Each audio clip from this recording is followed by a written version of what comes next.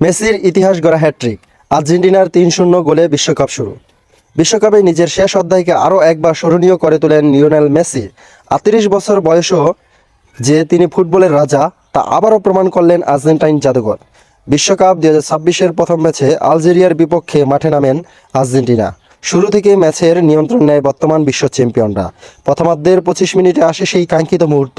Rodrigo D পলের দুর্দান্ত pass পেয়ে মেসি নিজের সেনা স্টাইলে বল নিয়ন্ত্রণ করে দূরপাল্লার এক অসাধারণ শটে পরাস্ত করেন গোলরক্ষক লুকা জিদানকে। এই গোলের মাধ্যমে মেসি পৌঁছে যান বিশ্বকাপের ইতিহাসে আরও একটি মাইলফলকে।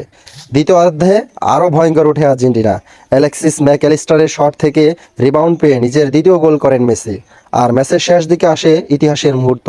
দারুণ এক ফিনিশিংয়ে হ্যাটট্রিক পূর্ণ করেন লিওনেল মেসি। এর মাধ্যমে তিনি একই সঙ্গে গড়েন একাধিক রেকর্ড। মেসি এখন বিশ্বকাপের সর্বকালের সর্বোচ্চ গোলদাতাদের তালিকার শীর্ষে। 5টি বিশ্বকাপে গোল করা দ্বিতীয় পুরুষ ফুটবলার, বিশ্বকাপের ইতিহাসে সবচেয়ে বেশি বয়সে হ্যাটট্রিক করা খেলোয়াড়। অন্যদিকে আলজেরিয়ার জন্য এটি ছিল হতাশার রাত। গোলরক্ষক লুকা জিদানের পারফরম্যান্স নিয়েও উঠেছে প্রশ্ন।